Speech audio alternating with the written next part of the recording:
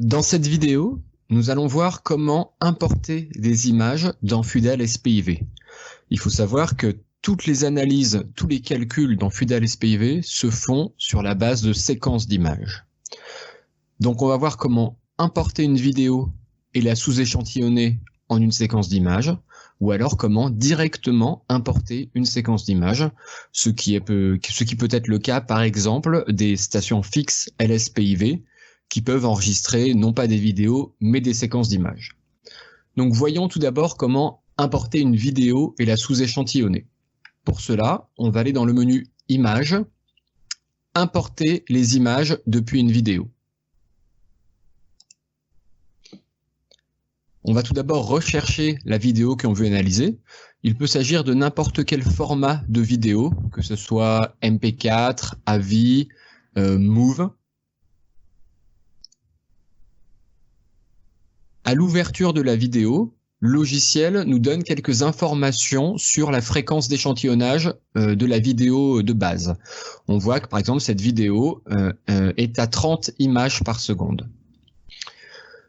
Le logiciel nous montre aussi une prévisualisation de la vidéo et grâce au menu déroulant sous la prévisualisation, on peut faire défiler image par image la vidéo. Cela peut nous permettre, par exemple, de cibler une période d'intérêt dans la vidéo. Si je veux faire débuter mon analyse, par exemple, à ce moment précis, il me suffit de cliquer sur « Initialiser depuis la prévisualisation » pour demander à ce que la séquence d'intérêt commence à ce moment-là. Je peux définir également la fin de la séquence d'intérêt avec le bouton « Initialiser depuis la prévisualisation », l'instant de fin. Il faut faire bien attention à ce que la durée de la vidéo soit suffisante, particulièrement quand on veut calculer un débit. En effet, pour calculer un débit, on veut avoir une vitesse moyenne et pas des vitesses turbulentes. Et donc, il faut avoir une durée d'enregistrement assez longue pour pouvoir moyenner les vitesses turbulentes et accéder à la vitesse moyenne de la rivière. Ensuite, on va pouvoir ajuster la fréquence de sous-échantillonnage de notre vidéo pour arriver à la rafale d'images. Alors, on voit que cela se fait en conservant une image sur X images. Si on conserve une image sur une, cela signifie qu'on conserve toutes les images de la vidéo. Cette fréquence d'échantillonnage va vraiment dépendre de la qualité des traceurs que l'on cherche à suivre sur la vidéo. Si on a des traceurs artificiels ou des traceurs solides, qui se conservent bien dans le temps, on va pouvoir prendre un intertemps assez grand de l'ordre de 0,1, 0,2 secondes et donc on va pouvoir sous-échantillonner la vidéo par exemple en sélectionnant une image sur 3 dans ce cas-là, ce qui m'amènerait un intervalle de temps de 0,1 seconde. Par contre, si nos traceurs sont des traceurs naturels, comme des figures de turbulence, qui vont avoir tendance à évoluer très rapidement dans le temps ou à disparaître, dans ce cas-là, on va conserver un intervalle de temps plus faible et conserver toutes les images de la vidéo, donc conserver une image sur une. Dans mon exemple, je vais plutôt suivre des figures de turbulence, et donc je décide de conserver toutes les images de ma vidéo, donc conserver une image sur une. Une fois que ma fréquence d'échantillonnage est paramétrée, je peux valider.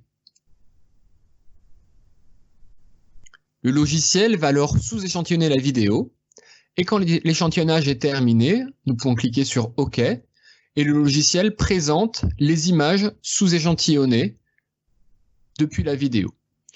Grâce à ce menu déroulant, on peut faire défiler et voir toute la séquence d'images qui a été échantillonnée. Il est important à ce moment de vérifier deux choses. D'une part, de vérifier qu'on est capable de suivre d'une image à l'autre le déplacement des traceurs. Si on ne peut pas, par exemple si les traceurs disparaissent en passant d'une image à l'autre, cela signifie que l'intervalle de temps est trop long et donc il faudra réduire l'intervalle de temps. Il faut également vérifier qu'on est capable de voir bouger les traceurs d'une image à l'autre. Si on n'arrive pas à discerner un mouvement entre deux images consécutives, cela veut dire que l'intervalle de temps n'est pas assez long et donc il faudra revenir sur l'échantillonnage en augmentant l'intervalle de temps. Pour importer directement une séquence d'images, on va se servir du menu Images, Gestion des images sources. Dans ce menu, on va venir ajouter directement notre rafale d'images. Ces images peuvent être dans n'importe quel format, comme on le voit dans la liste des types de fichiers ici. Et on va sélectionner la liste d'images à analyser. Il est important que l'intertemps entre chaque image dans la rafale soit toujours le même. Cet intertemps doit être renseigné dans le logiciel, soit en nombre d'images par seconde, soit directement en intervalle de temps. Dans le cas de mon exemple, l'intervalle de temps est de 0,1 seconde. Je le renseigne donc ici. Dans la liste des images, il est possible d'ajouter ou d'enlever certaines des images, ou bien de modifier leur ordre.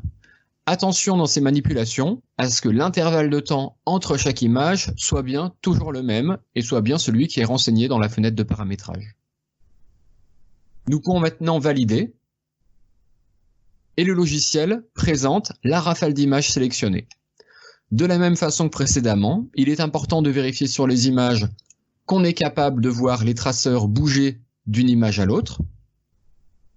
Si on ne les voit pas, car le déplacement est trop faible, cela veut dire que l'intervalle de temps est trop court. Si on ne voit plus les traceurs, si les traceurs disparaissent d'une image sur l'autre, cela veut dire que l'intervalle de temps est trop long.